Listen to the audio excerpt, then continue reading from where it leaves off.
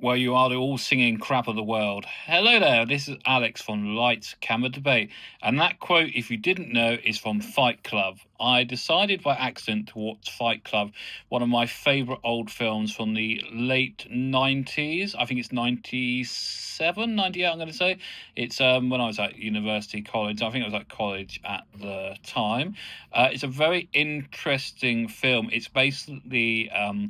Edward Norton and Brad Pitt as the same. Well, I don't know what to say because that might spoil it if you've never seen it before, and we don't want to put spoilers here. Oh, by the way, still looking for more than 28 subscribers. If you're not already subscribed to the channel, please subscribe to the channel. Love to get to 30 by the end of the month, and hit the bell, hit the like for lots of new content that's coming.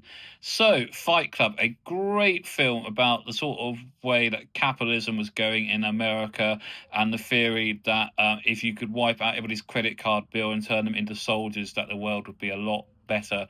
But around that, you have this fantastic portrayal of these two separate characters, Tyler Durden and a character who doesn't really have a name. And even in the book, which is by Chuck Palahniuk, I think it's got a name like that, you don't really know what the Edward Norton character is called right to the end of the film when there's a great twist. And I really want to talk about the great twist, but I can't really because it would really spoil it for you if you haven't seen it. So let me know in the comments if you've seen it, if you haven't, and I replied to those. But there is a great twist at the end. At the time when I watched it for the very first time in Odeon X, I think it was with a friend, John Cox, a hairdresser friend of mine, I had no idea the twist, and the twist really hit me. It's a great twist at the end. As I said, Edward Norton and the great Brad Pitt, who's become an amazing actor. He's a bit of a bit part actor still back when this came out. He wasn't as famous as he is now, like for F1 other things.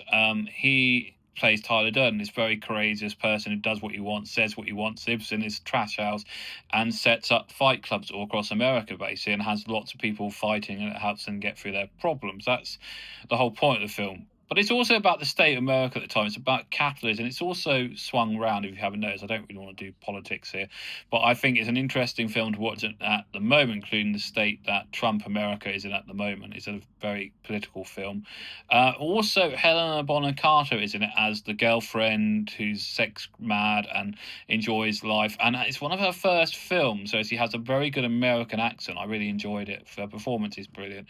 I don't think there's a bad performance. Even Meatloaf is fantastic as Robert Pawlowski, the guy who he meets at a cancer support thing. He's a real interesting character. He can't sleep, so he goes to cancer support groups to get that bliss and find sleep, which he does eventually. And at the time, he meets the famous, unfortunately not with us any longer, Meatloaf, the film star singer. It's really good as Robert Pawlowski in this film.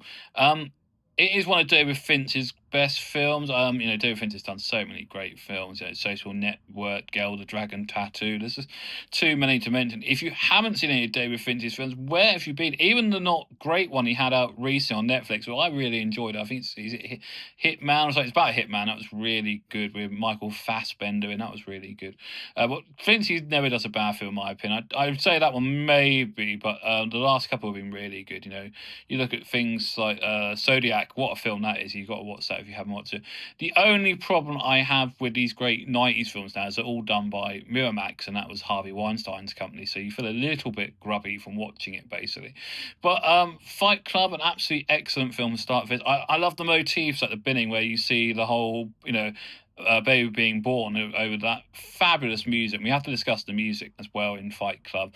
It is done by Beck, and at the time under the other names, they're now the Chemical Brothers, but at the time they were known as the Dust Junkies, and it's Beck's soundtrack. It's a very interesting sound. It works beautifully in the film. I played it on a CD off the film, and it sort of doesn't quite work.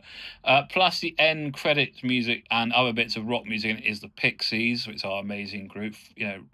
Cannot get anything better than the Pixies, and that made that track off their album very famous. Where Is My Love? That made it very famous from this film. It's on the end credits. I just trying to think, is there anything bad about this film? And the answer is no, I don't think there is. It's a film you can watch anytime. It's also a film, because there's an awful lot of dialogue in it, which explains a lot what's going on, you can watch without audio description, because I watched it an hour or two ago, and I've watched it on Disney Plus. Everything seems to have gone to Disney Plus film. They seem to have a good catalogue now. It has no AD for that, and I managed to get through the whole film because I know it backwards, basically. I think if you know a film backwards, you sometimes don't need audio description. You can get along. Like, I think I could probably get along with this and Goodfellas without audio description as much as I like it for watching a film. But I think with some films you've watched so many times over and you know backwards when you had sight, you sometimes don't need the audio description. If it doesn't have it, you can get by, which is the case with Fight Club.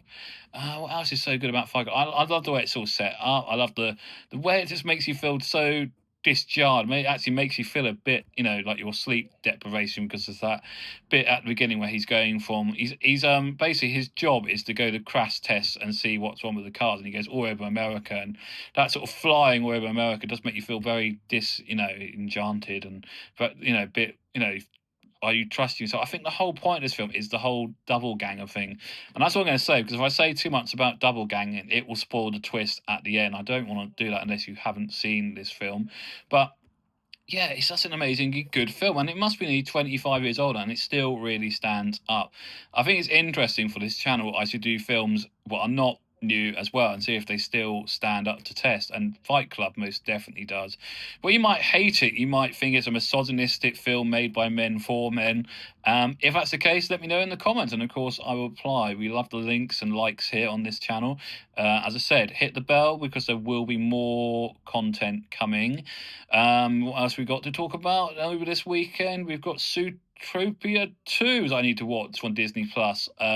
We've got Frankenstein for Netflix. I still haven't watched. I want to watch before the Oscars. I still think that's the outsider. And of course, we've got the Oscars to talk about tomorrow night. It's Oscar weekend, and it'll be very interesting to see how that goes. So please have the bell turned on, subscribe if you're not already subscribing. And as I said, Fight Club, if you've never seen it, watch it. It's great. It's up there, unfortunately. It's up there with other great films like The Unusual Suspect and what else from that sort of time period. But the problem is they're all made by Miramax. So you still feel a little bit grubby from watching it because it's a Miramax film and you think of Harvey Weinstein.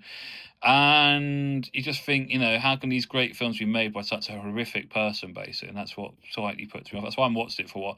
But the films stand up, thank God, for themselves. They're not part of his, horribleness, basically. You can watch a Miramax film and still enjoy it just for the sake of the film, which is what I did with Fight Club this afternoon.